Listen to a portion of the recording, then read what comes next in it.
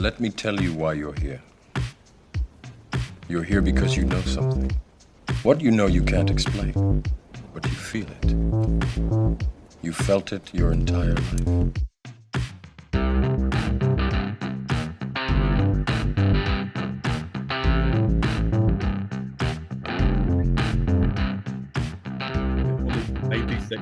Hey? Only 96 in. So No, well, that's new. That's new because we've got the paid Zoom. So I have more optionality. Hats. Brendel. Hang on. What? There was no break between me talking and hats. That it's got to stay in. That whole little okay. Zoomy thing. Okay. Hang on. I'm good.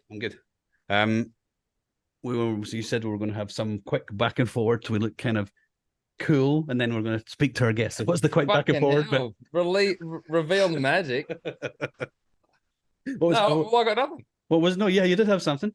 You had something Okay, just me. So tonight, right? So I'm on holidays.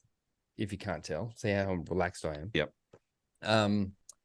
And the wife calls out and says, "Oh, Eli," and I know I've said his name. I don't give a shit anymore. Eli's going to cook dinner tonight. I'm like, cool. So I picked him up from the bus. He's like, we have to go to Woolies. I'm cooking dinner. I'm like, sweet, okay. And then as we're going around Woolies, he's like, right, we're going to do sushi and ramen. And immediately I'm like, you're not fucking cooking dinner. I'm cooking dinner. So got all this stuff.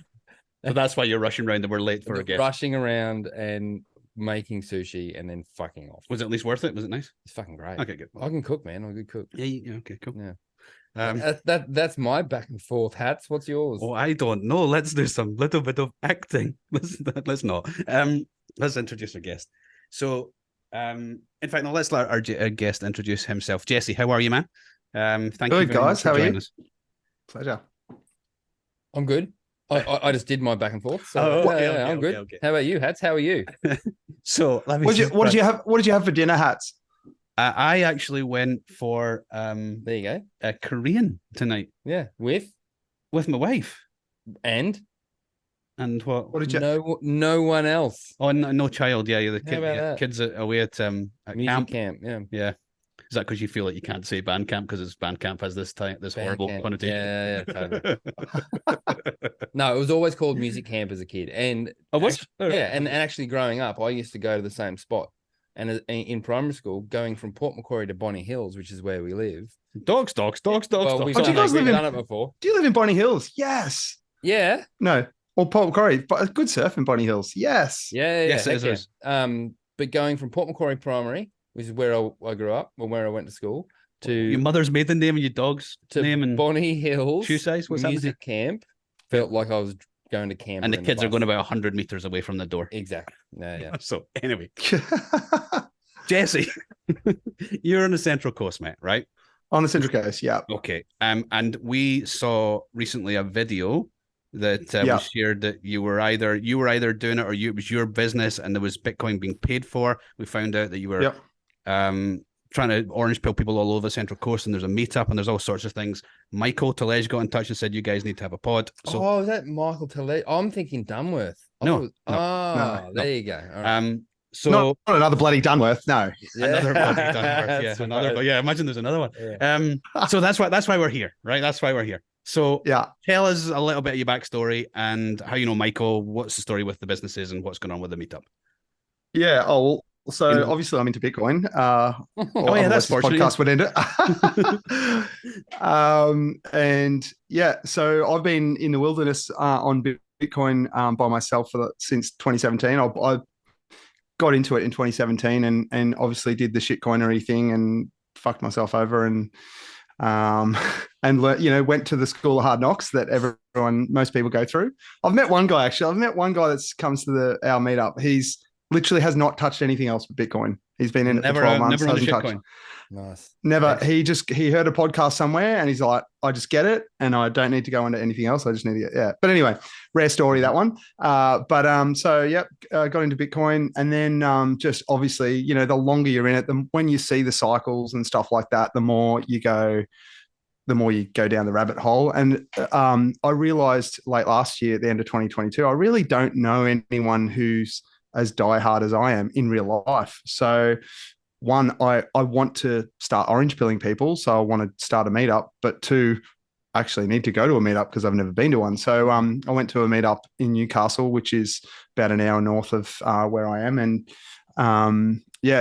that's where I met Michael, and he's from the Central Coast. So yeah, it turns out there's some really cool people on the Central Coast who are into Bitcoin, who do some great stuff. Michael, there's another guy here who works on the Rust repositories for Bitcoin. So he's awesome. He was flown over to Prague for the Bitcoin festival in Prague. The guy he comes to our meetup. Yeah, so there's some really cool people on the coast who do some good stuff with Bitcoin. But yeah, all the lurkers slowly coming out of the woodwork. It's good, right? All the lurkers. Yeah, it's a weird thing though. There's another guy that comes.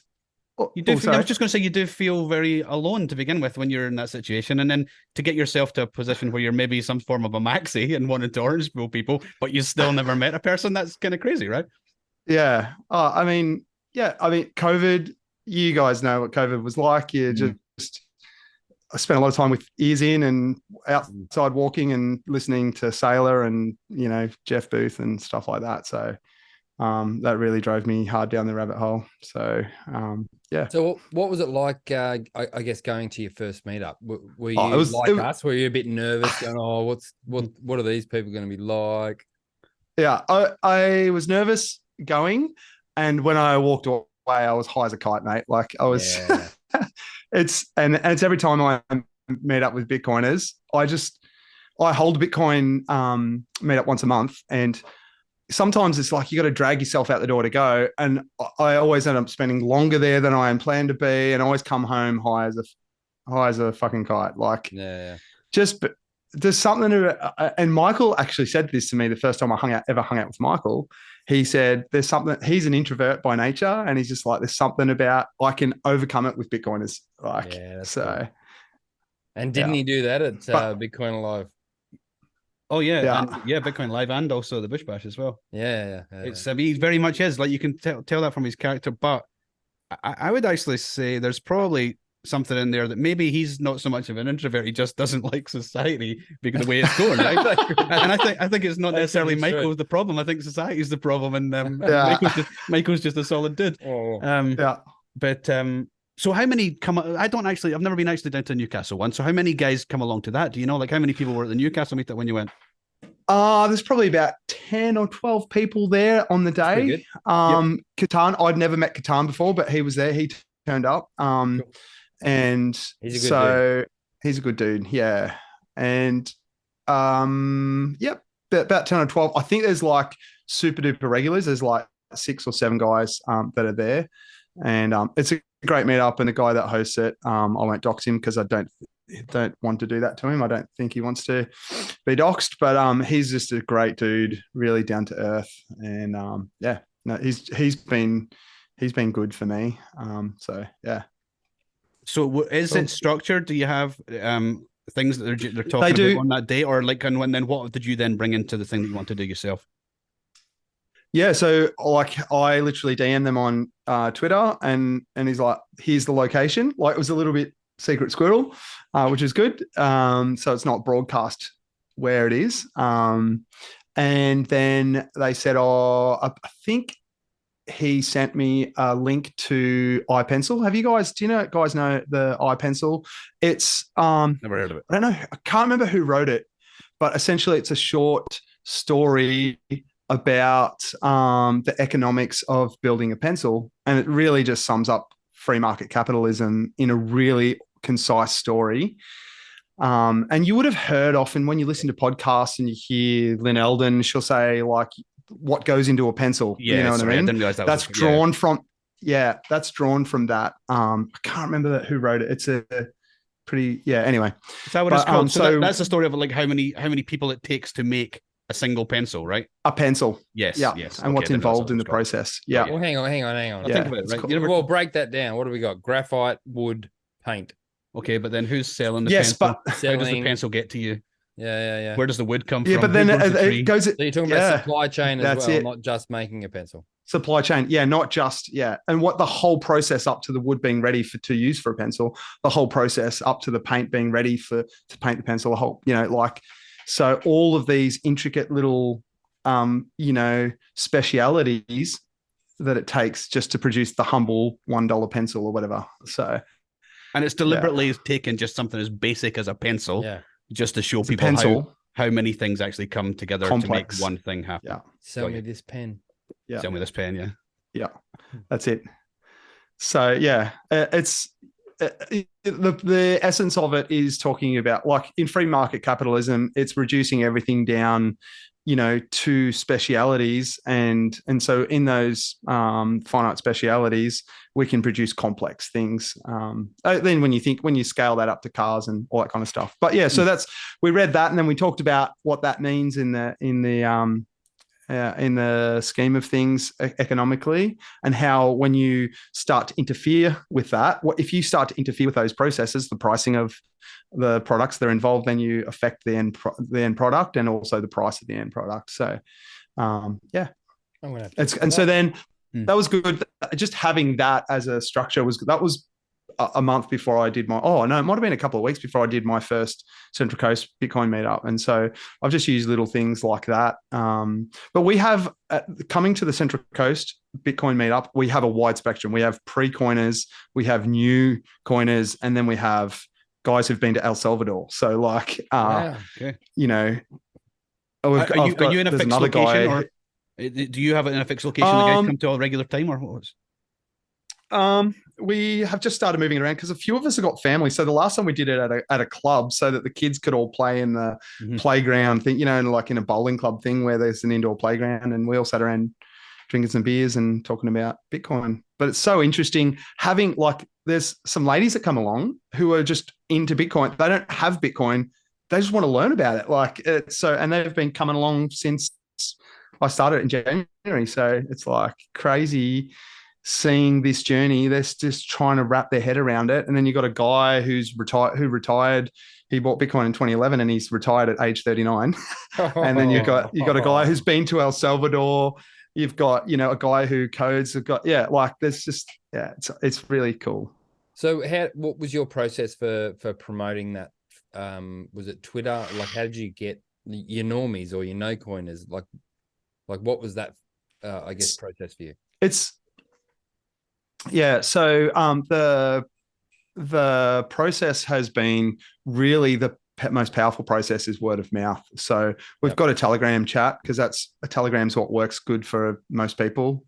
I prefer Signal, but most people use for Bitcoin stuff in particular, prefer Signal. But in our Central Coast Bitcoin group, everyone's Telegram was just easier to get everyone onto, and so that's kind of just what we've run with. So if someone at the shop the other day, a couple of days ago, a lady came up and she's like, "Oh, these guys accept Bitcoin. I'm seeing this everywhere." So I started having a conversation with her, and she's like, "Oh, I just bought some Bitcoin on CoinSpot." I'm like, "You should join our Bitcoin meetup." And she's like, "Sweet." So she gave me a number. I added her to the Telegram group. Everyone's saying hey to her. You should read. You need to read the Bitcoin Standard. You need to start listening to Bitcoin Audible and 2-bit. 2-bit. What do you call yourself? 2-bit. 2-bit idiots. There we go. What is mass? Is that, how did she react to that? Was she good with that, or everybody's going? Well, everybody wants to come with the good advice, right? Yeah. But it's overwhelming. Yeah. It's really overwhelming. So how do you temper that so the lady just doesn't think you're all mental? Yeah. Well, I just said to her when she rocked up to the cafe, she's like, "I'm seeing Bitcoin everywhere now." And I said, "Yeah, it's going to change the world." And I said, "What do you know?" And she said, "I don't know anything." And I said, "Well, the first thing you need to understand is what is money, because most people, the average person, doesn't understand what money is and how money works. And once you understand that, then you understand why Bitcoin's the great solution for it. And it sort of stops you from straying into all the other coins or, thinking about other stuff." So yeah. No. Hang on. So you have a cafe. That's what I was going to say. Yeah. This is your cafe, and this lady came to the counter looking for a coffee or whatever, and you started it. You have to understand what is money. You went with that. Well, because we've got the Bitcoin sign there. Yeah. Well, right. I mean, she was with another lady. I know it's difficult, right? This is my point. How do you? Like the ladies, I don't know. Like, I want to know how it went, because the ladies come in and expected to buy a coffee, to get the coffee, and leave in 10 seconds. And how many people were behind her? There's a couple of people behind her, but like I heard Bitcoin, and as a Bitcoiner, you're just the world stops, right? Yeah. Screw my business, screw the loyal customers behind you. Even my staff are all going, why is he taking so long? Like, why is he so... Oh, here he goes again with the Bitcoin shit. But this is great. But yeah, look, where were we going? Look, I am one of the things in Orange Pill. I have just this huge passion to Orange Pill people. And so, but it's like, you just can't go orange pilling everyone. It's not how it works. And we've all been there. You give someone sats and blah, blah, blah. You've got to, coming out of my Christianity, we talked offline before. I'm an ex-pastor. One of the great things Jesus always said to people would often ask him a question, and he'd just ask them a question back. And the powerful thing in asking a question is that it opens someone up. Like, it makes someone receptive. And if someone's asking you a question, that tells you that they are receptive. And so often we're trying to shove Bitcoin down people's throats. They're not receptive to it. Like, they're not open to it. They don't realize that it's a need that they have. This woman obviously came, she was going, oh my gosh, like, Bitcoin, but like, I could see that she was receptive. Yeah. And so it wasn't hard to start her down this, down that process. Got you. So she opens with... literally. Sorry, please. Yeah. I don't mean to interrupt. Go on. Literally half an hour later, a guy comes up and he goes, you guys accept Bitcoin. You should be accepting XRP. I'm like, get away from me with your shit coins, mate. He's like, it's going to, like, it was the irony, because I was so high off talking to this chick. And then this guy comes along and bloody burst my balloon. But anyway. It's, that's really interesting though. So she's come to you with a question. You've basically responded with a question. So you're both disarming each other immediately. Yes. Yeah. And then you're saying, well, okay, you want to learn more, this is what we do. Yeah. You can, I honestly think it takes do you guys know the difference between a growth and a fixed mindset? Have you encountered that in your experience? There's growth mindset I've seen. Do you want me to talk it through? So sure. There's a book by Carol Dweck. She was a Harvard psychology professor. Great book. Read the book. It's a really good book. It'll help you with your parenting. It'll help you with your own life. It'll help you with your relationships. She discovered that there's essentially just two mindsets. Humans just boil themselves down to essentially two mindsets, growth or fixed. And the way you can really sum it up is, they would do this in studies, is with children. So you go into a child and you give them a puzzle, in a situation, you give them a puzzle, you say, solve the puzzle, and they spend some time solving the puzzle. And when they finish, you ask them, would you like to solve that puzzle again? Or would you like to solve a harder puzzle? And a growth mindset kid by nature will say, give me a harder puzzle. And a fixed mindset kid will say, I want to solve that again. Now, the reason being is that a fixed mindset person like intertwines their identity with what they do. So like, if I fail, then I'm a failure. But a growth mindset person goes, if I succeed, if I fail, that's an opportunity to learn and grow. And so they don't get their identity wrapped up in failure. A fixed mindset tends to get their identity wrapped up in their failure. So they try to avoid failure at all costs. So one of the things that I can see with a lot of Bitcoiners is they have a growth mindset. They're open. This adversarial, testing everything and challenging everything is this growth mindset. They want to learn and they want to grow. And so it's those kind of personalities, I believe. And that's, if you think about an adoption curve, it's going to be those personality types who start in the early adoption phase, if that makes sense. It's going to be those, the fixed mindset people, they're literally going to have Bitcoin forced on them before they accept it. There's no other way for them to pay. So in that book, or in your kind of understanding, are there more people that have a growth mindset or more people that generally have a fixed mindset? Like, it'd be like 90-10 or 95-5 or something. No, did they talk about that? I can't remember this. It's a long. I've read the book a couple of times, and it's a long time since I've read it. It's probably, I don't know. The book's probably 25 years old. It's it's an old book. The reason I read it was because I was listening to Anthony Robbins, Tony Robbins, the coach guy, on Tim Ferriss's podcast, and Tim Ferriss said, what's the one book that you give to most people? And he said, everybody must read this book, Mindset by Carol Dweck. And so I just went, I'm going to read that book. And so, yeah. And it's changed my marriage. It's changed the way I parent. It's a really good book. But, I can't remember the statistics. Okay, so can I just jump in on something there if you don't mind? So yeah, so I can understand the sort of premise of it, and I can sort of largely agree with it. But do you think it's possible to change your being from, if you are a fixed mindset person, to become more of a growth mindset person? And firstly, is it possible? And secondly, like what does somebody have to do or does another person have to help them along the path in order to make, I think, it's encouraging failure to be okay and all this stuff? So one of the things I say that it's broken up into a few sections, and it's broken up into like personal life, for sports people, and then for parenting. And I just remember distinctly in the parenting section, she says the way as a parent to teach a growth mindset is to encourage effort, not encourage success. So like when you encourage effort, and that's why we're starting to see that in society. I'm pretty sure a lot of teachers now read that book and apply that when they are in the classroom.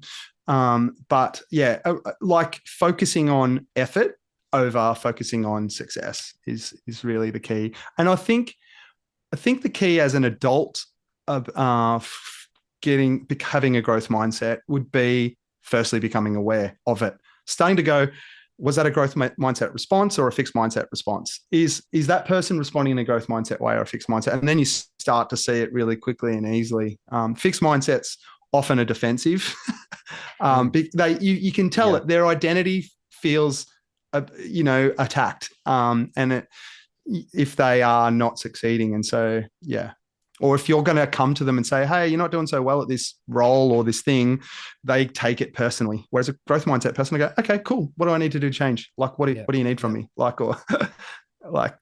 what we say with our kids and the school reports. And I thought most parents would be like this, but maybe not. But, you can fail every damn class, but if your effort, your actual application is scores high, then that doesn't matter. Yeah. You know what I mean? Like, it's just you're all about doing your best. Yeah, the job as the parent is to give your kid as many options to try as many things as they possibly can. And not force the one down just because you might like golf or you might like whatever it might be. Not force them down that route just because you love it. Yeah. Let them try things, see what they're actually good at. Yep. And they enjoy, and then just give them as much opportunity as possible in that. And then 100%. Fail as many times as you like, but your effort's going to be good enough because it will take you to as far as you're going to get. Yeah, 100%. Yeah, it's good. So can we go to the pastor thing? So, yeah, before we started recording, you said you're a pastor or an ex-pastor, in your words. Tagliatelle. Hey, what was that? Tagliatelle. No, not an ex-pastor. Not a pastor bolognese. Oh. Sorry. So tell us about that. Tell us how you kind of got into that role or that life, I suppose, and secondly, how it did or didn't change for you with Bitcoin or otherwise.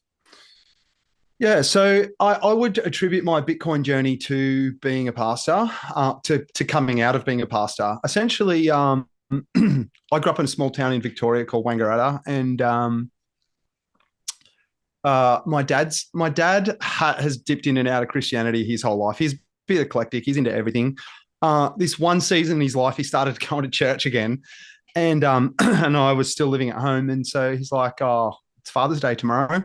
So I'm like, what do you want for Father's Day? And he's like, just come to church with me. So I go to church. It's a small little dinky church in a regional town in Victoria. And it was a really profound experience for me. It was like, oh, wow, there's a whole diverse amount of people here. There's loads like bikies, and there was guys in suits. And it's like, these people are all mixing together. It was just a super profound experience for a little boy from a regional town in Victoria. And I'm like, the whole message of grace and stuff like that. And so I was really drawn into that. And then I found myself having experiences in church, and I couldn't explain them as someone who hadn't read anything about psychology or anything like that. I couldn't explain them any other way but God was moving in my life. And so that drew me into Christianity in a big way. And then that led me, and so then I married the pastor's daughter. And she was working in the church. He got the pastor at the time. He got invited to take on a big church up here on the Central Coast, and so he invited us to move with him and gave my daughter, my wife, a job in the church. And then ultimately, I ended up with a job, and that's how I became a pastor up here, and was in that for about 12 or 15 years. I can't quite remember now. And then if we found out about 3 or 4 years after we moved up here that he'd been sleeping with a lot of different ladies in the church.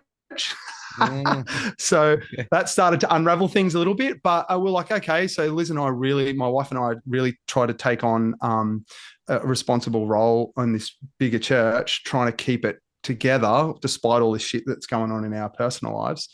And the people that apply to take on the church were like mega famous worldwide. And so we're like, in our Christian way, holy shit, God has blessed us. These mega famous people are going to take on the church. We're going to get to work underneath them. Like, this lady had 200,000 followers on Twitter.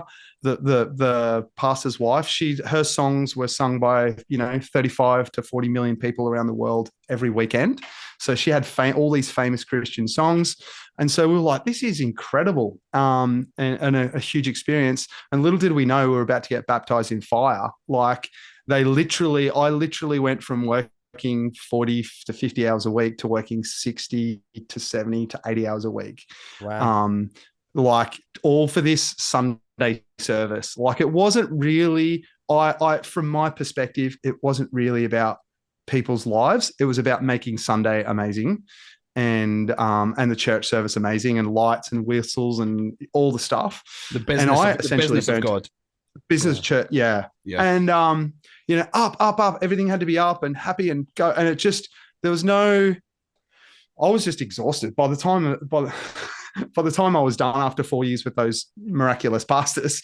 I was exhausted, and yeah, I was disillusioned. I'd seen they had contacts from around the world, so I'd seen heaps of famous Christians come through, and I'd seen in the green room what those people were like, and a whole bunch of those famous pastors were just rude and arrogant, and and I just went, what the hell is all this for? Like, and so that started unraveling for me, and so then pulling out of becoming a pastor, I started to become free to ask as many questions about Christianity as I liked. As scary as it was, it's interesting though. It was an interesting dilemma to be in. My friend network, my income, my job, and my spirituality were all wrapped up in one thing. Yeah. And the rug was pulled out from underneath me. And so that was an interesting dilemma to unfold in my own. Well, that's really is like a world rattling scenario for you, because obviously, by the sounds of it, you were so invested in the church, 100%. So to have that kind of, or you questioning that, and then, that's got to be. Yeah. Did you lose a lot of friends through the process of bringing yourself out, or what happened there? Yeah, literally lost all my friends. Literally lost all my friends overnight. Like, the senior pastor, this guy who's famous, I'm open about saying this. He literally did not send me a message. Like, I left church. I literally resigned, and I said to him, I'll be back in 4 weeks. I'm going to take some holidays, and then I'll be back. I'll be back in church in 4 weeks. I didn't show up for 3 months. Didn't talk to anyone, didn't hear from anyone. And I literally did not hear from him for 3 months. And the first thing I got in the mail, my first contact with him after 3 months was a Bible in the mail with a handwritten note in it from him that said, hey, dear Jesse, I read this every day. It's served me well. And I'm like, give me a fucking phone call. Like, give me, like, if you care about people, like, call me, come to my house. Like, I worked really closely with this guy. And so that really just sums up how flimsy the proclamation is. Everyone's welcome, and we're here for everyone, and we want to help people and stuff like that. But the action was not behind it. It's more about just bums on seats and the appearance of looking good, I think. But that can destroy something. I mean, I'm not a religious guy, but that can I appreciate other people have faith, and like that can destroy somebody's faith. And really, it's got nothing to do with their faith. It's to do with all the people that are, attach themselves to that faith and can make that experience terrible for people. So, did you lost your faith as part of it too, or you still have that? Yeah, 100. Look, I walked all the way up to I'd say the precipice of atheism. I still think, I've read a lot of science, like post-church. I literally read the first year, I read 250 books. I literally started listening to audiobooks and running, and I'd run 10 kilometers every day, and I'd listen to a book on high speed. And I in a year, I listened to 250 books. There's your Bitcoin. And a lot of psychology, and that really helped me process what I'd been through and how the church works and how Christianity works. So what was the question again? Because now I've lost my. It was really just around about your faith. Like, did it absolutely destroy your faith as well? Or and if you don't mind, your wife's as well. She's a pastor's daughter. Like where is she in that kind of journey? So like I said, I'm tapping out, honey. And I said, you do whatever you want, but I'm tapping out. And that freaked her out. Like she tried to remain calm on the surface. But like, it wasn't long with me being able to step back and look inside and say, this is fucked up. This is fucked up. This is fucked up. Before long, she could see it pretty clearly too. And so she went on the same journey. Yeah. Can you just it's crazy like a year on that to give us an idea as to where so you were saying Bitcoin was a 2017 thing for you? I resigned in 2014. Yeah. Okay. And so then I spent my next couple of years deconstructing from Christianity. I call it deconstructing, or it's pretty well known now in Christianity. It's deprogramming. You're just undoing all of this belief system. Yeah. Anyway, you kind of get the picture. Something you said, you walked into the church with your dad that day, and you were surrounded by people of all walks of life that looked different, but you found it super interesting and what was happening there. How do you compare that experience to walking into the Bitcoin meetup in Newcastle? It's so fucking similar. It's scary. And so my alarm bells go off all the time. I've been sucked into a cult before. Sorry, I'm not laughing. And no, it's a really interesting question. The host of the Newcastle meetup, I had the same conversation with him about this. I'm like, this scares the fuck out of me. Like, it does feel because it feels like a cult. But here's what we've got. We've got something that's verifiable. Yes. Backed by mathematics. Yeah. Christianity doesn't have that. It's just got a whole bunch of circle jerking going on. And so, it's got a Bible that says that it's true. So like, if I'm just trying to think, Bitcoin is self-referential, but it also can be subjectively referenced. Does that make sense? Or objectively referenced externally. Yeah. When you objectively analyze Christianity externally, for me, the whole thing falls apart. And so unless you subscribe to the internal references, what the Bible says and things like that, what dogmas have been built up over the thousands of years and stuff like that. So it's all internal. It's like saying, I'm the president of the United States, and because I say it, I am. That's kind of what that's kind of the way the Bible gives itself authority in a lot of respects, and how Christianity claims a lot of its authority. So yeah, I know we're talking a lot about Christianity now, but like Bitcoin doesn't do that. I love this shit. I love it. Yeah. It's I find it really hard to square in my own head the absolute solid, in my opinion, solid Bitcoiners, way better Bitcoiners than I am, that are religious people, because like you firmly hold on to this don't trust verify mantra, or at least you say you do, but then in this other side of life you're not applying the same logic. I don't understand how people can marry those two things. Can you help me to understand how that's possible, or is it possible? Rules for I don't think I honestly don't think it's possible. And it's one of the, like, when I see on Twitter some Christians getting into a big thing about how I've got to force myself to back away from that, because I'll get so drawn into that hole and trying to Twitter fight it out. But I'm 100% with you. I can't understand how you don't trust verify, and yet there's so much trust. The whole faith, the whole essence of faith is in many respects a form of trust without verifying. I went. You might know this actually. I think it's Central Coast. Black Stump. Is it called Black Stump? Yeah, I've heard of it. It's a festival. Yeah, festival thing. Yeah. So my wife and her family years ago were right down that Christian rabbit hole, and we went to this Black Stump thing. And she wanted me to come along because she was Christian. She's like, come to church and do this and blah, blah, blah. And there was a guy that at the end of the whole festival, he gets up, very evangelical, right? And he's, and I was watching him and people were watching him. There's a whole stadium, or not a stadium, but a whole thing full of people.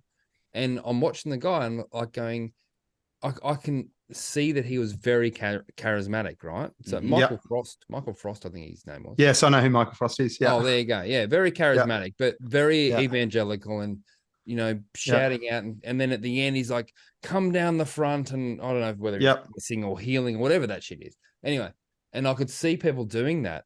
And I could see like Jay's family kind of like, not giving me the elbow, but kind of wanting me to walk down the front. And I'm just like, well, no, I didn't do it, but I could see the.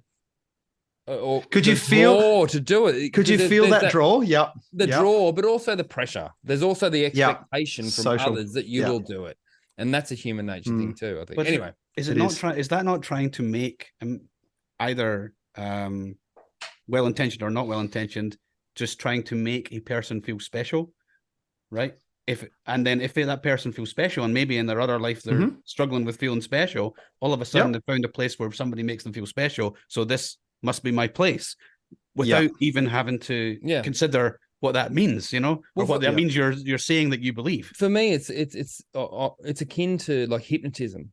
You go to those hypnotist very, shows. very much. Yeah. Yeah. We're going to offend so many people, but I really think it's like hypnotism. I mean, but that's your opinion, though. That's totally all it is. It's just your opinion. That's fine. Fuck Jesus. Oh shit! Sorry, all the Christians out there. But anyway, look, one of the things I read a bunch of behavioral psychology, and that really helped me rationalize what's going on. One of the things that they've discovered in some psychology is that so there's a lot of singing that goes on in church. You take people to a concert, get them all singing together. One of the things they've discovered is their heart beats start to align. Everyone in that. So you get people singing and moving. There's this sense of oneness that starts to happen. And that's actually completely secular. That's a secular environment. Yeah, that's a secular environment, right? So imagine a Christianity, and you've got all this meaning and purpose behind all of that stuff as well. All of a sudden, and then you add in social pressure. Like there's a whole lot of social acceptance that happens at church. Like people who you say, I can't remember, one of you said it, that, people who are feeling like not welcomed in their family life or whatever, they come to church. The social atmosphere of it is so powerful. It's so powerful. And so, there's, and then it becomes very tribal. And then so you start to, and then there's all this, same as Bitcoin, there's all this little rhetoric, like it's called Christianese. They use all this little lingo and language that makes you feel part of the tribe, and you get people doing things, stepping out of their comfort zone a little bit by walking down the front, or if someone's next to you and they need prayer, pray for them. And so you do that for the first time. It's a very vulnerable thing to start, put your hands on someone and start, dear God, I pray for this person, I pray you'd heal. Like it's quite a vulnerable thing. And then when you overcome that, you feel some kind of success, So I can see all of the all of the behavioral tactics, all the psychological tricks, whether it's not done maliciously. I think it's just been learned over the eons, essentially. This is how you I think you're largely. I think I would largely agree with that, but I think there are some people out there who will exploit that. Very aware. They're absolutely aware of what's happening. They will exploit it to the ends of the earth for the business of God. Okay. Well, here's a question, right? And no offense to Tony Robbins, but how is Tony Robbins or anyone like that any different? It's a really good question, and I think personally, when you wrap yourself up in something so tightly, when you put all your eggs in one basket. So this is where the Bitcoin thing gets a bit scary, because it's like you're putting to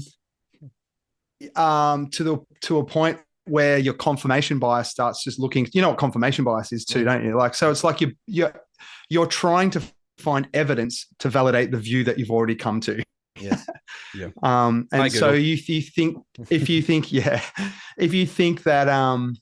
think that Tony Robbins is a super special person, you're going to start to trust him in a way. And when he says, you need to give away $10,000 or you need to walk on coal or whatever, you're going to start to do some things that are not from your own understanding. They're kind of like coerced emotionally into you. I think a lot of that, without going too deep down this rabbit hole, a lot of that is just survival. Evolution has given us some tactics to work in tribes so that we could survive. And so some of that is exploiting our evolutionary psychology to stay in tribes, but now it's manipulating us to stay in a tribe that we wouldn't otherwise normally stay in. So yeah. See, this is why the meetups, I think, are quite, bringing us into Bitcoin a little bit, are quite interesting, because what we are all really preaching, or you get to the point of preaching and you get to the point yourself, is the self-sovereignty, right? I am responsible for everything, right? Yeah. Or at least I'm responsible for everything for me, right? And then you're like, well, that's great and all, and that makes me feel really comfortable because nobody can take from me if I don't, if I don't let them. But then there's like, okay, I'm now this individual standing myself with no friends and no anything, no soul, if you like, in that sense. So that's why the meetups have become all these sort of self-sovereign people standing beside each other having a conversation. It's sort of rebuilding this like community around about. It's a weird thing, right? It's almost like people are. You said you for a long time you were sort of the lurker or the loner or whatever, the guy who was into looking at Bitcoin, but then all of a sudden you go to a meetup and you feel it's a nice feeling, right? It's a nice feeling. Sense of connection. We need that connection in that community. And it's not also what Jesse was saying about church being a social outlet for people. So a lot of meetups or a lot of Bitcoiners, particularly maxis, are the ones that feel not necessarily ostracized, but they feel different. They feel like they know something that someone else doesn't know, but they feel that. But you know what I mean? Like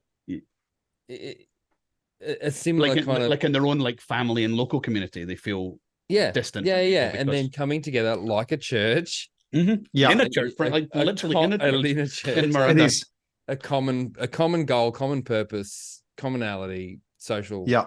Well, you get one of there's some explaining you don't have to do. So like I talked to my wife about Bitcoin. She's all for it. She loves it. But there's at some point I'm like talking to her about a podcast that I've just listened to with Stefan Levera, and she's just tolerating it. You know what I mean? But that's my wife too. But I can go to a Bitcoin meetup and someone laps it up. Do you know what I mean? Like yes, and I got it. Like, do you know what I'm saying? Like there's that next level of understanding. So and then there's your family. Then there's my family who don't just tolerate it or accept it. They're just like, what the fuck are you doing with Bitcoin? It's just crazy. So outside of your Bitcoin world and your sort of if you don't mind talking about this, your personal, your nuclear family and then your wider family, are anybody other than your wife maybe it's coming along a little bit? Is anybody a Bitcoiner at all, or is it just you?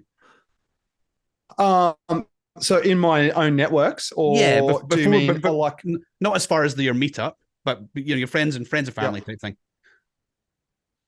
No, so I've got a friend who was a pastor, and he got me into Bitcoin. In fact, he first started talking about Bitcoin to me in 2013. He's not a maxi. He's got Bitcoin. He's not a maxi. He's got a bunch of stuff. But he's like, dude, we've got to suss out this thing called Bitcoin. And I'm like, yeah, I've heard about it and I've got to get into it. A little bit of digging. Oh, it looks too hard. 2015, he's like, I've got this other thing, Dogecoin. So in 2015, he's trying to shill me Dogecoin. and I'm like going, okay, this all looks a bit too hard. But I keep hearing about Bitcoin. 2016 is like, Bitcoin's still a thing, dude. We've got to suss it out. So in 2016, and then I said to myself, that's it. My New Year's resolution for 2017 is I'm going to get Bitcoin. And by early January 2017, I have to have Bitcoin. And so I bought my first Bitcoin like the 5th of January 2017. And that's how I started. And then I shitcoined my way, like I said, through some stuff. But one of the things I noticed, I was in a random Telegram group, and this guy posted, have you ever seen that Wall Street cheat sheet, which is fear, like it's like hope, excitement, delirium. Oh, yeah. And it's the chart going up. Stages of grief or whatever. Yeah, and then it's the stages of grief, and then it's then it's the dead cat bounce, and then it's further down and all that kind of stuff. And if you ever look up that chart, and the guy posted that chart and he overlaid it over the Bitcoin chart. This was about early 2018 after the blow off top had happened. And I'm like, Bitcoin's like lining up with that chart. Crazy. And I'd never looked at really looked at charts too much. And so I started going back on the chart, and I'm like, as this zooms in, that bull run back there in 2015 or whenever it was, it's the same chart. It looks the same as the one that just happened in 2017, or I think it must have been 2014. It looks the same. And then I go further back. That looks the same as well. This has happened a few times in Bitcoin. And I started to go, there's something up with this Bitcoin thing. Like it's not just a flash in the pan thing. And so then through the bear market, I just buy little bits of Bitcoin to keep an eye on it. And just keep buying. And then when March 2020 hit and it dropped heaps, like that big crash, I just went lots of chips on the table. And because I was like, because you'd done your study by that point. You were 2 years of study by that point. Yeah. Okay. Yeah. And I'd been through that bear market, and I'd seen how it had already been through bear markets. And then I remember hearing a Warren Buffett quote, which you probably heard: when people are fearful, be greedy, and when people are greedy, be fearful. And I just went, all this fear that's happening around COVID is going to be a prime opportunity. So, yeah. Anyway, I think it's that was the start of the full-on orange pilling for me. Like, I think that piece of advice is actually way wider than just markets. I think it's if you do the opposite of what other people are doing, life's going to get better for you. Like if you go the other way when everybody's going one way in rush hour, your life's better than their life. That's done, Hat. I like that. If you park a long way away from the supermarket and walk, it's actually quite a nice walk, and nobody scuffs your car. Yeah. Like if you start to do the opposite stuff of everybody else, you slowly find things start to get a bit better. It's a strange thing. I do. I think you need to clip yourself. Which part? My nails. It's a funny thing. Like, no, it's a funny thing. And once you realize it, you're like, oh, well, what else could I do? What else does everybody else do? Like everybody else takes their kids on holiday in the school holidays. Oh, go the week after school holidays. Not me. It's half the price. Yeah, right. Exactly. Right. It's half the price. Cheaper. And it's empty. Yeah. Right? That's right. It's like, oh, this is better. If you start to notice little I'm the things, same. I literally park my car. I literally park my car at the far end of because like I want the steps as well. Like I may as well get some exercise. The only time the only time it comes back on you is when it rains or something like that. But outside of that, for the most part. But what's rain? Like what? I mean, it's water. Like what you get wet. Water, yeah. It's fine. It's just like when you start to notice these, and also when you. If you're fortunate enough, and I agree to have some Bitcoin, and once you've been in it for a little while, and it's given you a little bit of optionality, like because the prices run a little bit, and you feel like you've got more choices in life, all of a sudden you can make that choice to not park at the door because you need to get back, because you need to do this, because you need to do that, and that's another massive benefit. So it's easy to say. It's not necessarily easy for people to do straight away, but you can make little changes. And I think things do start to get better. And then when you start to notice it, you start to look for more things to get better. All right. The shop. Got to wind up. Where are you going? No. Before that. No, we're going to be here all night. Where are you as far as your faith goes? If you're happy to talk about that. I'm 100% happy. I think faith is a super personal thing, and you can't force faith. I think it's super individual. So I think we were talking about music before, right? So a guitar sounds awesome on its own. A really good guitar player playing on their own sounds awesome. A really good drummer playing on their own sounds awesome. Really good bass player playing on their own sounds awesome. But when you put the three of those things together, there's something that's greater than the collection of them individually occurs. And so to me, there is a bigger something. It's not, I don't think of an anthropomorphic God with a big white beard handing out blessings and cursings, but maybe our solar system is an atom in a body. Does that make sense? Think like that. Always think like that. I love it. And so, does that make sense? Yes. Totally. Hats? Is that, are you? No, totally.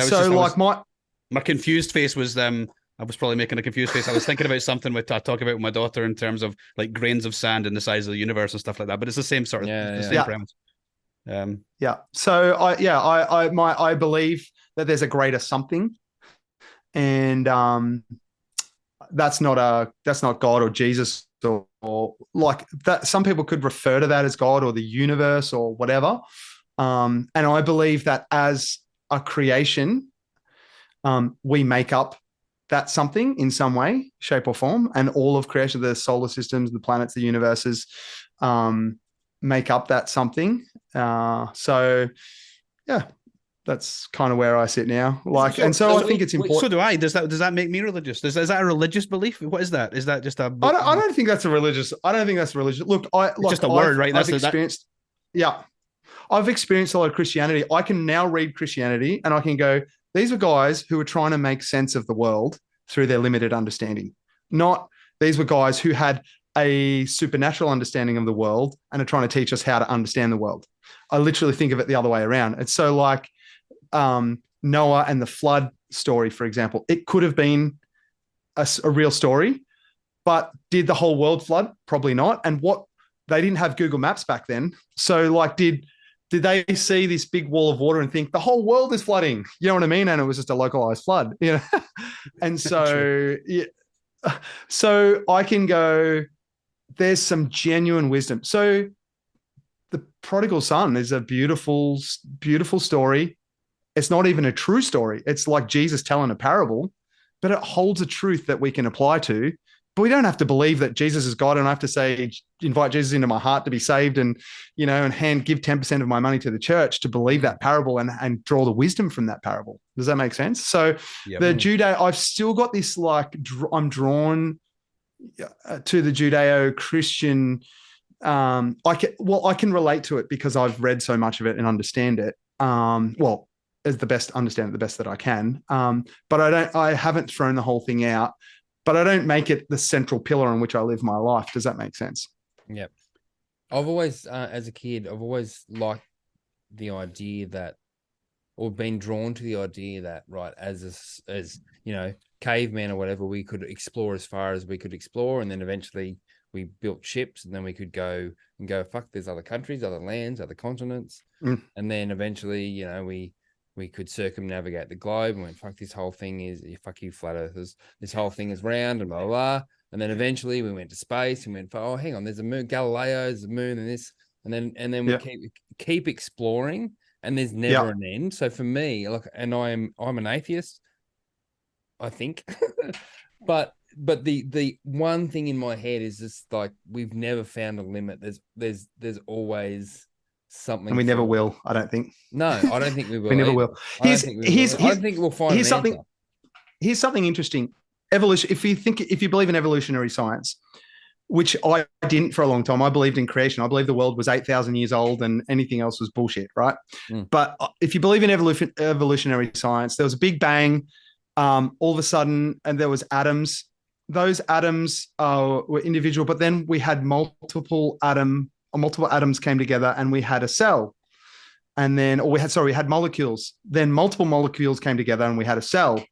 And you can see where this is going. Then multiple cells come together and now we are multicellular beings, right? what if this is my whole thing about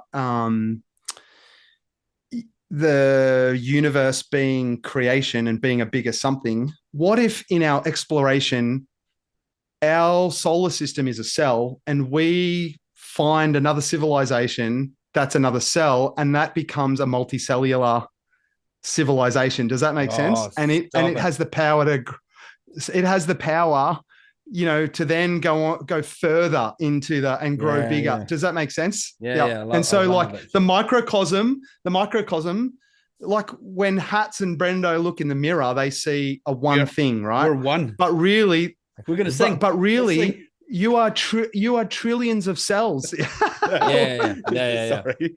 You are trillions of cells, each cell with over 200,000 receptors responding to its environment individually, doing its own thing, but then collectively making up a one thing. And I honestly believe that's... Yeah, but coming back to, like, what's the science behind... Sorry, you probably want to wrap up. No, I don't. I'm happy. It's always me wanting to wrap up. No, I'm not wrapping anything. When you're talking about concerts and people's heartbeats fucking aligning, like what's the science behind that shit? If you know, I can't answer. I can't. I don't know the answer to that. That's pretty good. That's very interesting. Yeah. I can't. There's a institute in the States called I think it's called the Heart Math Institute, and they study the heart. They can do things like they put this thing in yogurt. They'll put these receptors in yogurt, and then it reads electrical signals, and then they'll say to a person, think of someone you really hate, and the receptors, something goes on in the yogurt, and the receptors drive this read on this thing crazy. So there's when you feel hate in your heart, it creates an energy that the yogurt responds to that can be measured. What the fuck? How fucking crazy is that? That's great. So look up the Heart Math Institute. They do some crazy studies on the heart and how powerful the heart is, and how, it. When you're in a room, you can feel someone walk into a room and the vibration changes. You know what I mean? You can feel the energy shift. If someone brings a bad energy or they bring a good energy, you can feel it. And so, yeah. Wow. You look at, we're energy. Yeah. Anyway. I was going to say connected. It sort of goes to the Canute thing with about, always Canute with you. Is, but he's smart. I like him. What can I tell you? He's very good energy, smart. Right? Good energy. But if you're holding your Bitcoin, and I'm going to butcher this massively, but if you memorize in 12 words, and you are, so essentially at that point you become the Bitcoin. Yeah. Because I love that about Bitcoin.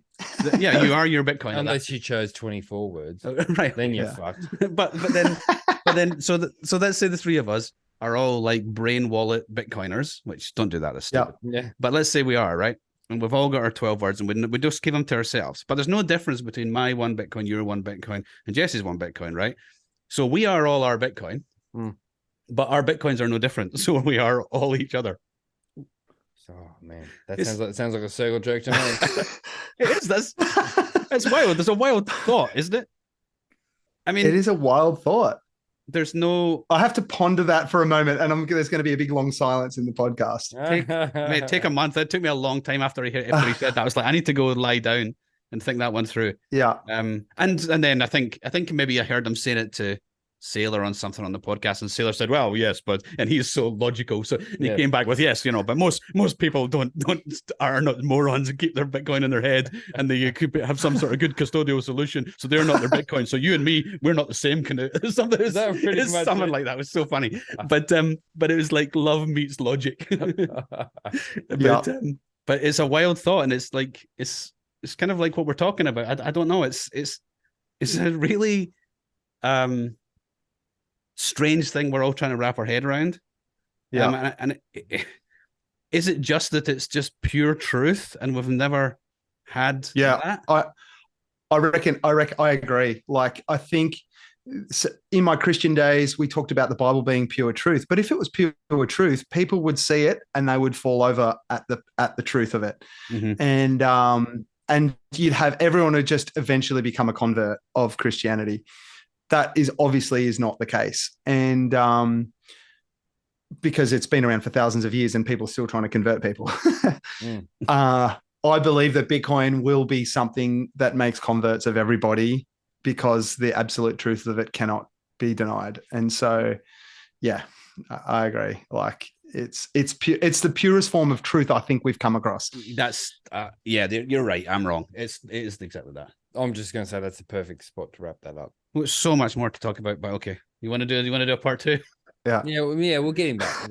We'll do a part 2. We'll do a part 2. Jesse, that was awesome, man. I love that. We're going to go to the business. We're going to do Orange Pill on the Central Coast. We're going to do we haven't and all sorts of stuff. Oh shit. Yeah. You want to do it now or you want to well, it's been How are you going? Do you guys got kids to get back to it? I'm fine. I'm fine for the rest of the night. Oh, fuck it. Let's go. Let's keep going. All right. Where do you want to go? No, I'm done. I'm done. You go. The business, right? Let's go a bit more practical, right? The business. You are accepting Bitcoin, and now you're helping other people locally to accept Bitcoin. Yeah. So how's that going? Well, I feel like that's a question that I can answer in and of itself. Why did I start wanting to accept Bitcoin? I mean, that's a natural step for people, but to get there, I'm like, how do I? Obviously, Bitcoin is a thing to me. How do I get people onto Bitcoin? And how do I get people onto a Bitcoin with what I have in my hands? And so I'm like, okay, well, I need to start a meetup and then I can invite people to the meetup. But then how do I invite people to the meetup? I need to get people asking questions about the meetup. So, well, I've got this crazy out there vision for the Central Coast. Excellent. Let's Brendo's back. So I've talked to Izzy about this. Like, it's definitely out there. So the Buttonderry tip at Jillaby actually produces methane. What language was that? Tell me those words again. Yeah, what were those words? The what? The Buttonderry tip. So the waste disposal center. The Buttonderry tip. Buttonderry is a place out in Jillaby on the Central Coast, on the northern end of the. They capture the methane. Sorry. Say it all again in one little sentence there. The Buttonderry tip in Jillaby. Okay. Right. Jillaby is a place on the Central Coast. Buttonderry tip is what it's called. We've just lost all of our American listeners. Sorry, American listeners. They capture the methane from their waste and they turn it to electricity and sell it back to the grid. Nice. What does that make you think as a Bitcoiner? What does that make you think straight away? You stick a miner on top of the tip. Yeah. Right? Exactly. So the Central Coast Council is in financial trouble. Like it's been in, I don't know if it's been in the news a fair bit. It declared bankruptcy. Like my brain just goes, holy shit, we could mine Bitcoin from our waste, places here and then turn that into Bitcoin that could probably help get our council out of. Okay. So then who do I orange pill at the council? Oh, fuck. That's a process. Okay.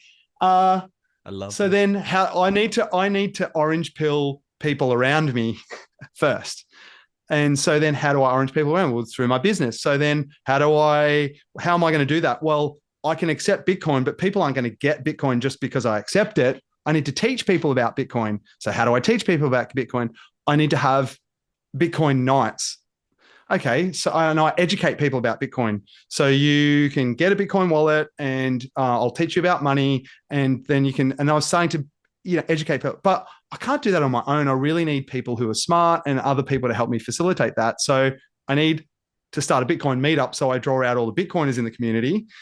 So they can help me, do education nights so that I can, and then through the education nights, I'm hoping that I can orange pill businesses on the Central Coast. And so the more people that accept Bitcoin, the more the Central Coast becomes a hub for Bitcoin. Now, if I can get the Central Coast becoming a natural hub for Bitcoin, then I'll have the council's attention to say, hey, like, can I talk to you guys? Well, they'll start going, well, you're drawing all this attention to the Central Coast. Like, what's, so it's a grand fucking scheme. Like, but you gotta aim for the moon. Yep. Yeah. And so that's so strategic, man. That's so impressive. You've got this bigger goal, which is really worthwhile goal for your area, but you're prepared to humble yourself and go, well, hang on, no, they're not interested in listening to me right now. I have to make myself interested, and that's really impressive, mate. Maybe you need to go to your church buddies and say, hey, there's a way you can make more money than you already do. just saying. Yeah. Yeah. I'm just trying to. I don't have many buddies. I don't have many buddies left in the church. So. Yeah. What if we made a song? Yeah. let's get those guitars out, boys. Cool. And so how is that going with local businesses? Like, where are you there? Well, okay. So I started accepting Bitcoin like, I don't know, a month ago, maybe at the cafe. So the cafe is a cafe during the day. We do burgers on Friday and Saturday night. So we open up just on Friday and Saturday nights and do fried chicken and beef burgers. And they're hang on. Can we shout out the cafe? Are you happy that we shout out the cafe? Yeah. Cool. Yeah, it's called Rise Mofo. Rise Mofo. Rise where? What? And it's in Toukley on the Central Coast. Yeah. Rise Mofo, Toukley on the Central Coast. Every Bitcoiner passing through, stop in on a. Are you on btcmap.org? I think I had a look. I think I saw that. Yeah, I think someone told me the other day that I was there. So I didn't know how I got there, but someone's put it there. So because everybody's working for you, mate. Because everybody's working for everybody. Yeah. That's it. Yeah, it's so good. Hey. Of it, right? Yeah. Well, it's just whether you can. We had this chat with Daz recently. It's like you can see opportunity in every direction, and it's like just overwhelming. Which way do I run? Because there's so many ways you could run, and because you can't run them all. Yeah. So it's just doing the thing that you can do. Yeah. So how's it going? Like, has anybody, people paid in Bitcoin or people asked? Heaps of people have paid it. Yeah. Yeah, I mean, it causes conversation all the time. The concern I have, the biggest issue I have is like my staff aren't Bitcoiners. And so I can't be there all the time. I'm only there a few days a week. And so that's going to be part of the education nights. I'm going to pay my staff to come to education nights and learn, because for them, it's just an idea, a crazy idea in their boss's brain. But I believe if I can get them orange pilled in a way that they just represent it naturally, it's easy for them to say. So when someone brings it up, it's cool when I'm there and someone asks about Bitcoin, because I can just answer it. I can get into it straight away. But if I'm not there, and that's a dilemma, I think, for business owners, is how to have your staff, because you can't be there. How to have your staff represent your Bitcoin vision. and practically, how are you take it? Is that through Michael or I use Mike? Yeah, so I use the Vault Pay app. Yep. And I just do that purely. Well, there's a bunch of ways I could take it. But I love Michael and I love what the guys are doing at Amber, and so I want to support them as much as I can. So, but briefly explain how you can use VaultPay in your business for people that don't know about that, if you don't mind. Oh, sorry. Yeah. So VaultPay is just it's like a Lightning point of sale system, and you can accept Lightning payments point of sale. We use Square for the point of sale at the cafe, and you can use that to accept all payments except for Bitcoin. Hopefully one day Jack Dorsey implements Bitcoin. I think he will. Like, I honestly think that's his vision. Yeah. But why he wouldn't? Because it's too early. Like regulatory and so like stuff. Well, yeah. So you've got to think about like I've been listening. You had the guy Ivan from Breeze on. I've been listening to heaps of his podcasts, the Breeze, and so you got to have. I would say it has to be non-custodial, and so the wallet has to exist in the app so that he can get around all the regulatory issues and that. But then why would people use it? And could people fuck things up? And so really you need to have someone who's a Bitcoiner, I don't think it would be ready for mass rollout yet. And Square is fucking everywhere. Like everyone uses Square. So, I actually think we basically. Sorry, I was just going to say. I think there needs to be a middle ground before we get to there. I think we like when you walk to the till and you're paying for your burger and it says Bitcoin accepted or whatever Aussie dollars accepted, and you just ask them which one do you want to pay in, and they say dollars, and you just press one button, or you pay Sats and you press another button, and it's the same terminal, and the customer just convenience for the customer. Right? That's what happens. The customer is just going to go, or even if it says 5% or 2% discount for paying in Sats. Or no percent discount for paying, and they're like, I don't have any Sats. Oh, well, sorry, champ, you have to pay in dollars then. They'll go home thinking, I could have had a discount. What's this Bitcoin? That's what I'm actually going to do. That I'm going to do a 10% discount for Sats. I haven't done it yet, so I'm getting a brochure together. I've tried to find a brochure out there. No one's done a fucking good brochure. They're all tacky and cheesy on Bitcoin, but I'm going to do a customized brochure on what Bitcoin is, why we're using Bitcoin, why Bitcoin is important to the world, and a whole bunch of things. I'm going to talk about inflation on it. And then I'm going to talk about where to get your Bitcoin. And then it's like pay in Bitcoin at our store and you get 10% off. And so there's this incentive there for people. And where is it on the back of the menu, or where's it going? Yeah, I was going to say, is this like a fucking... No, it'll just go at point of sale. It'll be a DL. No, brochure? It'll be a DL threefold. Yeah. And I've half designed it already. That's cool. I've implemented accepting Bitcoin.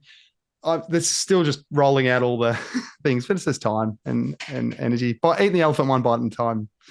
So we need more business owners like you, Jesse. That's and also probably I'm thinking there's got to be some young guy who currently works in retail or a cafe or a restaurant or something like that. That's a Bitcoiner that's going, I'd love to work for that guy. There's got to be. You're gonna then you have this. Then you come and talk to me. Then you solve the staff room problem as well, right? Yeah, come and talk to me. If you live on the coast and you're into Bitcoin and you want to job in a cafe, come and talk to me. Excellent. But you better be a bloody growth mindset. You better be a growth mindset personality because you won't fit in our business if you don't. I was going to tell a racist joke, but I won't. Please don't tell. I'll wait till afterwards. Yeah. Go on, John, go on. Is it really bad? No, well, you said some young guy, right? Have you heard that? Yes. So I the old friend's dad used to joke about ordering the cum of some young guy. Oh. the cream of some young guy. Oh, cream of some young guy. He said cum of some young guy. Yeah, cream of some young guy. That's it. That's terrible. Fucking cut. Terrible. Jesus. Yeah. Can you edit that out, please? About racist jokes, right? Or any words. It's all about intent. Right? Yeah, totally. Are you genuinely meaning to be hurtful to somebody or not? No. And you can't regulate for that. You can't govern for. I don't believe like there's no malice there. There's no. Well, the thing is, I can get cancelled. Big deal. Yeah. I believe what I understand about psychology and trauma and stuff like that from my church experience and reading heaps about behavioral science. Look, I understand there can be generational trauma associated to racism. I'm half Italian. My dad immigrated here from Italy and was brutally beaten up after school every day. Couldn't speak English when he came to school. Like got the cane every day because he went to a Catholic school, and so if you fail the spelling test, you get the cane. And my dad couldn't speak English, so he got the cane every day. You know what I mean? So I've witnessed generational racism and how that affects people. And so I can relate to that. But I'm half Italian. You can call me a wog and I don't give a shit. I can, the bats kind of swings both ways. I can understand both. Yeah. But obviously the intent in something like that with your dad is awful, right? That's the intent. Yeah. And that's the thing we hate, but I just don't know how we, I don't know how we, I don't want to stop with this very difficult issue. Let's not try to solve that one. Are we going to address racism on the 2BD? Let's not, Mario. Let's leave it. Mario. I mean, I'm Scottish. I get it every day in this country. Oh, yeah, true. You would. Oh, yeah. I mean, Aussies are Aussies are particularly racist. Which is funny because I'm the one that said two racist things. Yeah. But I'm always... Aussies don't think they're racist. Too. Yeah, exactly. And they also don't think they've got an accent, which is wonderful. But it's a funny thing, and I'm just I think you're right. You just have to get to the point where you don't give a shit. Yeah, like you can't hurt my feelings, champ. Try like that kind of attitude. So Yeah. Once you get go on, yeah. go on, try Alright. and hurt my feelings. No, not at all. Not at all. But don't mention my nose again or my No, teeth or my all big I ears. was going to say is when I said, all right, it's time to wrap it up, should have been the time we wrapped it up because now we're just Rambling. rambling. That's all right. People can turn off when they want to turn off. Yeah, that's true. What do you want to talk about more about Bitcoin? Because this is a Bitcoin show. We should talk more about Bitcoin. What other questions do you have for me? Oh, So- I've got nothing. I'm good. Where Oh, with all the opportunity that you see in front of you, what excites you the most, even if it's not for you, in Bitcoin or Lightning?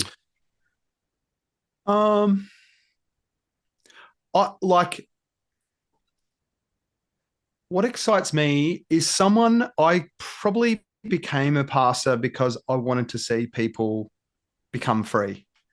And getting out of that, I realized that it wasn't freeing people, it was trapping people. What I see with Bitcoin is an opportunity to get people en masse free.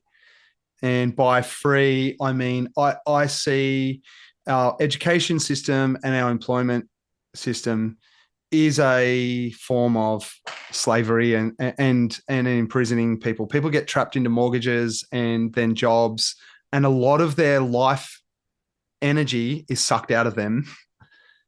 And they don't get to appreciate the experience that I think we've all come to planet Earth for, we've become human for, and that's to experience being human, to experience being your truest self. And I think only free time can allow that. And there's a scarcity mindset that's kind of settled in over the eons that has gained control, which has entrapped humans to become prisoners. Even though we're not prisoners, we're prisoners. And so I can see that Bitcoin is the way out of that. And that really, really excites me. It really makes me hopeful. Like it's nice to feel hopeful again about humanity, because all I could, coming out of Christianity, all I could see was doom. We're making all these bad. All we have is takers in this world, no givers. And I think Bitcoin, the very essence, at the foundation of Bitcoin is, if I buy Bitcoin, if I adopt Bitcoin, if I exchange goods and services for Bitcoin, I'm not only helping myself, I'm helping all the other Bitcoiners. And so it's like a rising tide that lifts all ships. And so whereas we have a system that's about dog eat dog and step on the next person so you can get higher and, get out of your prison and get out of the rat race and get into a more comfortable car or house or whatever at the expense of someone else. And I feel like Bitcoin is going to liberate people into what they're truly here for. That's their time. When we were hunters and gatherers, we'd spend on average 20% of our life hunting and gathering and 80% socializing.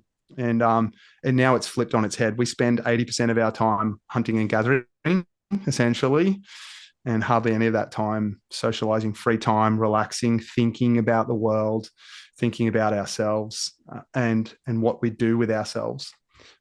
So yeah, that's the most exciting thing for me. Now I'll let you wrap it up. That was awesome, man. That was a great way to end Thank it, you man. very much. That's really well put. No worries. Yeah, Jesse, that was a blast, man. That was really, really fun. I hope we offended everybody at least once. Yes. Shit, I don't know how I get into conversations that offend people. It's good, man. It's good. All right. Take the offense and work with it, people. Yeah, that's it. Growth mindset. You, Growth mindset. Cheers. Thanks, guys.